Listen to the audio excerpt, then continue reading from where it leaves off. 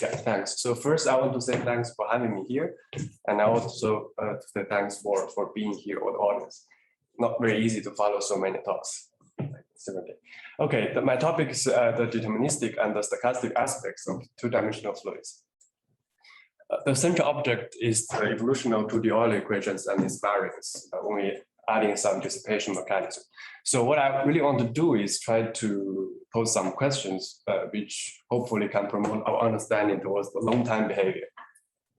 So I look at this equation in a smoothly bounded and simply connected domain in 2D.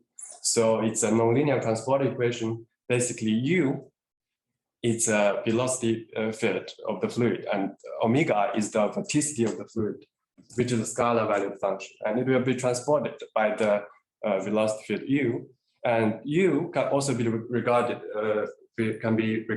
by the vorticity function omega, and so it's nonlinear. So the regularity of this problem is well understood. So if you start with a bounded vorticity and you will stay with the bounded vorticity, so you have existence and uniqueness.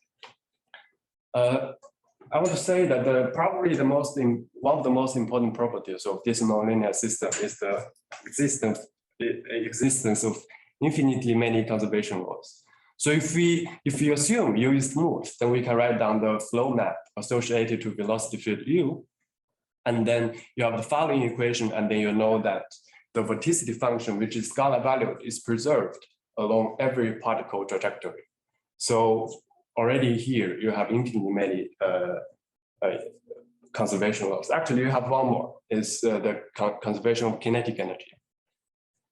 So now it's after we have so many conservation laws, it would be natural to define the co-joint orbit.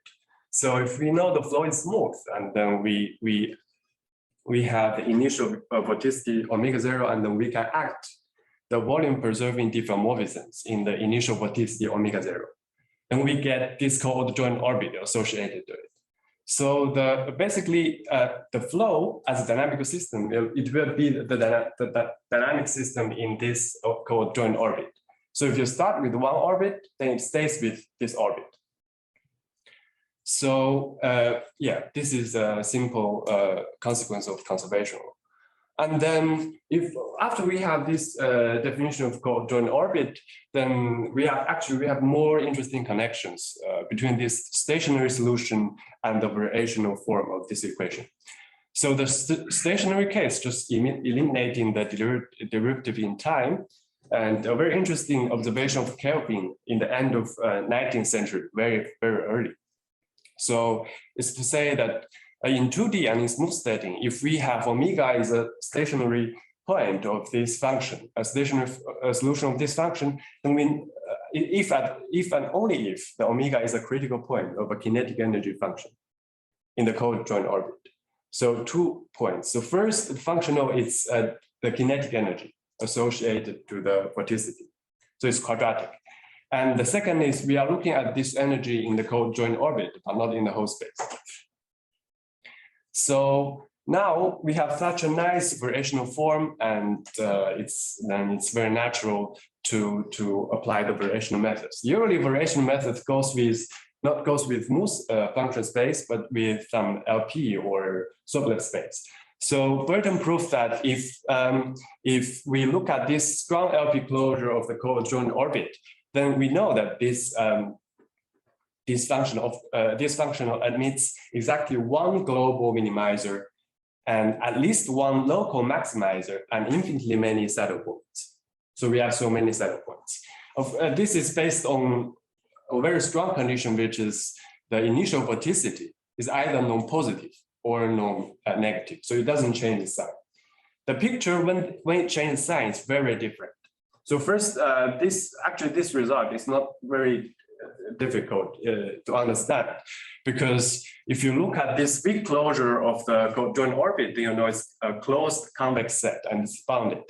So then you are looking at a strictly convex functional. So you just trivially have one minimizer and probably more than one maximizer. I mean the saddle points are given by Mimax. with some prescribing parameter. So I've said that the picture is very different when we have different signs. So if we have different signs, then you can show that the functional E does not admit any minimizer in the strong LP closure of the joint orbit. So this is because the weak limits of minimizing sequence can have different signs. So if you look at the weak limits, then it will go out of the joint orbit in the strong LP sense. So yeah. And then this, but even if you have the existence of so many critical points, but we don't know anything about the regularity we can have. So first, I would like to pose some questions, which is I'm currently looking at, is to study the regularity on the global minimizer. Why on the global minimizer? Because this global minimality is a kind of stability. And actually, it is naturally connected to some other dynamical stability, which Arnold has been studying, and he gave some criteria. So first, let me pose my question. So under which, first, I want to know, like, under which restrictions on the omega 0 and omega, the global minimizer is, let's say, in C alpha, because previously we only know it's in LP. And also Arnold and Kress in their book, they asked that whether we can prove more regularity or not. For example, you impose more restrictions on the geometry of the domain or on the sign of the omega 0, and then you try to prove omega is C infinity. And why I say that, okay, there must be some restrictions, because first, the minimizers and maximizers, they are not smooth in general. Actually, the counterexample can be given just trivial. But the starter points, they may not be continuous. This is very difficult to prove, but there are already some like works, and then you can, like, I feel this is not continuous, let's say in this way. So that's not proven. Not proven. That's what you would expect. Yeah, I would expect. So I said may not be. So when you're saying the minimizer and maximizer are not smooth in general, you mean you're not going to be C1 or things like that, right? So, so what is the regularity that you get from the counter examples? The regularity is C1. Oh, C1. Well, a bit more than C1, between C1 and C2. C2, okay. But not smooth. So yes. So why I would say, okay, we should study the regularity. So first, for example, Arnold gives us the stability criterion. So if you satisfy this equation, then it's dynamically stable. I say dynamically stable means that, okay, if you start with, like if you have, let's say, stable solution, and then you start the oil flow, like close enough with this point, and then you will get, so like for any big time t, you will also get close enough. It will not converge to the point strongly but weakly, and it will stay in the neighborhood strongly. So, but to verify this condition, you see we need the gradient of omega, so at least LP is not enough. Probably it's, at least you need, for example, some W1P or things like that. Actually, so if I assume it's C infinity, so already I think the unique global minimality already implies the following condition. So what we need, like to prove that the global minimizer is dynamically stable, what we need now is only the regularity point. So another motivation to study the regularity would be a prediction from stochastic mechanics. It says, in physical terms, it says that n state vorticities are continuous generically. So in the later of this talk, I will say how to interpret this sentence. So first, I will explain how to rule out the genericity, the non-generic part. So to rule out the non-generic part, let me add one more sentence. So the end state vorticity, they are kind of related to the stable solutions. So the intuition is that the stable ones should have more regularity. I've said the saddle points, they may not even be continuous, but I think the stable ones should have more regularity, at least in the case, for example, the initial vorticity has a sign.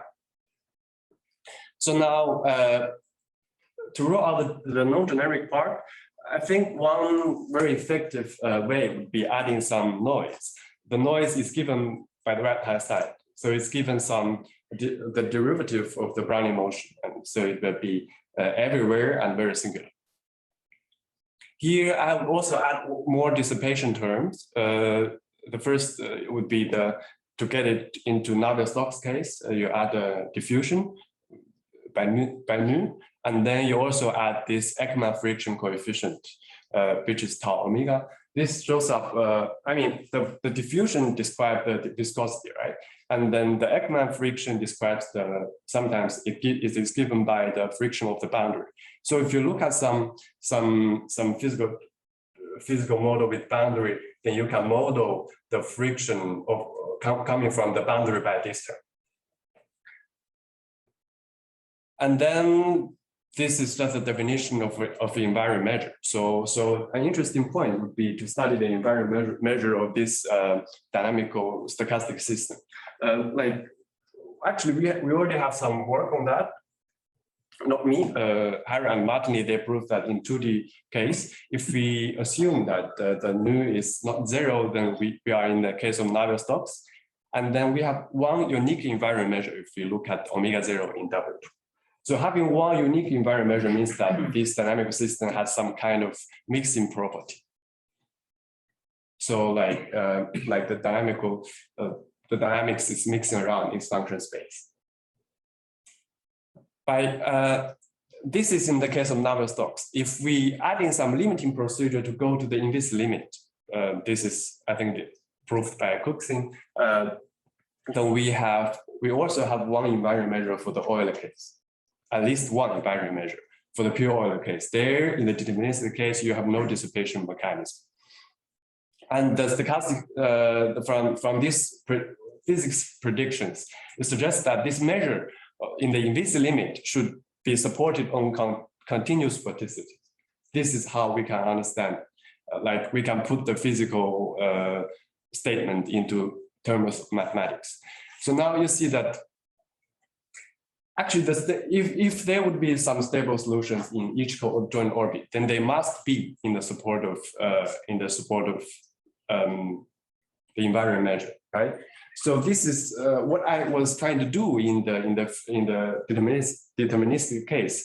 Is a kind of a simplified version of this in the stochastic case. So actually, it is believed by some physicists and mathematicians. If we remove all the dissipation mechanism, the diffusion and the friction term, then the invariant measure may be more than one. So the number of invariant measures may be more than one.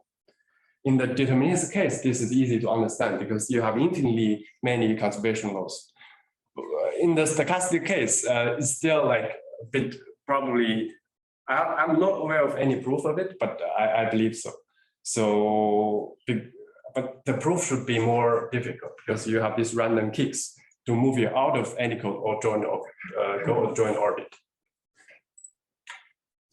So the questions in this part would be like, now we know that if we are in the case of Navier-Stokes, we have the uniqueness of invariant measure. What if we remove the dissipation mechanism given by the diffusion, but we take the dissipation given by the Ekman friction? This is weaker. And this is actually very difficult if we look at the existed work. If we try to transplant it, and then we know that the Ekman friction is way too weak. And is time up? No. That's, so if we have, yes, so another interesting problem would be, okay, now we keep the dissipation mechanism, and then we move the dissipation mechanism to zero, and then we look at the inviscid limit or whatever other limit it is. Then we study the invariant measure in the inviscid limit.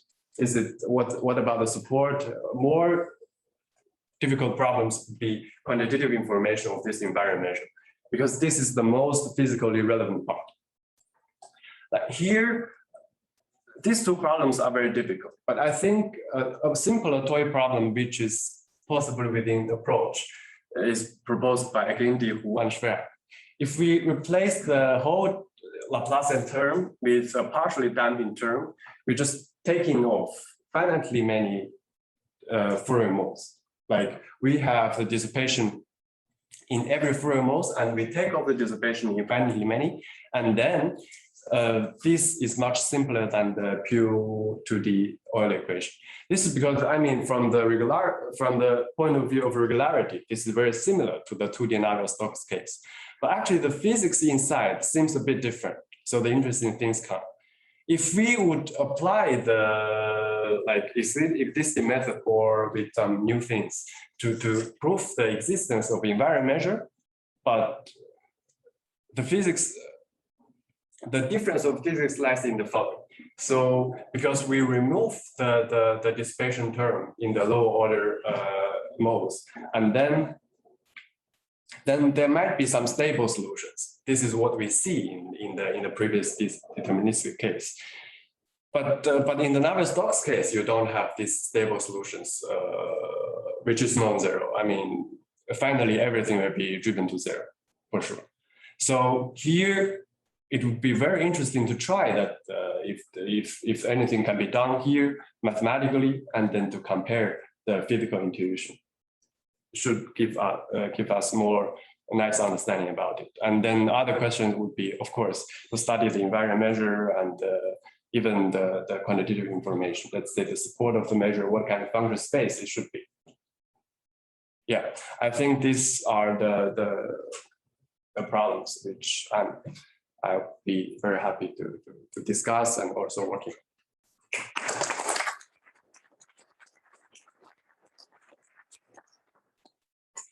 Are there any questions for the speaker?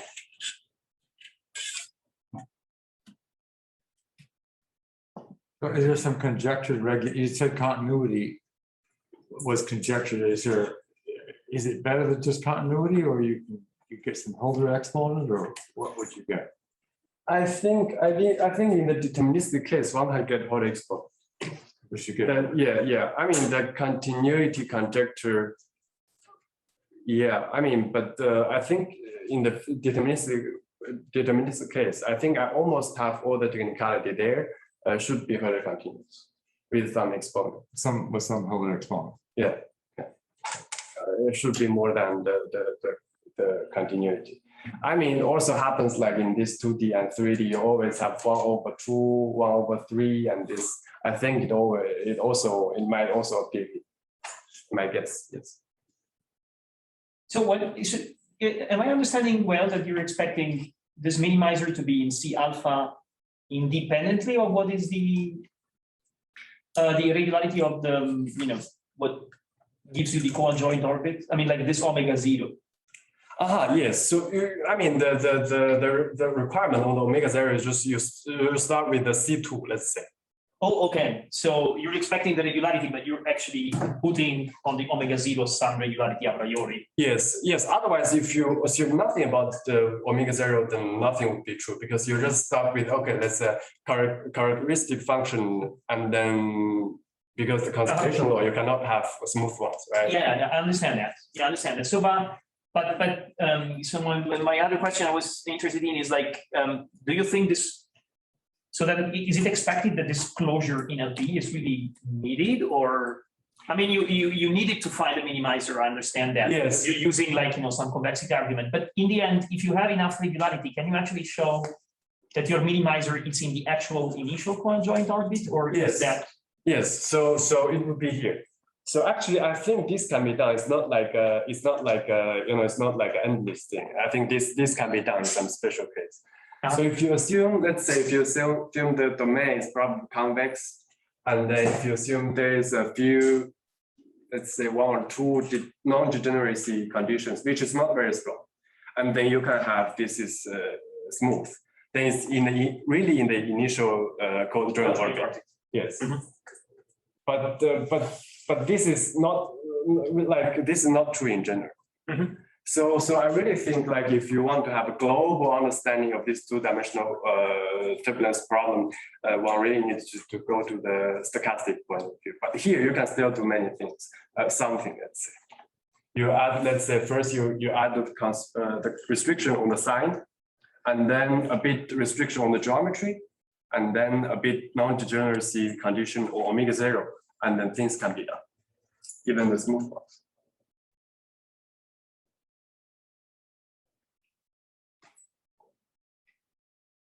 If there are no further questions, thank you.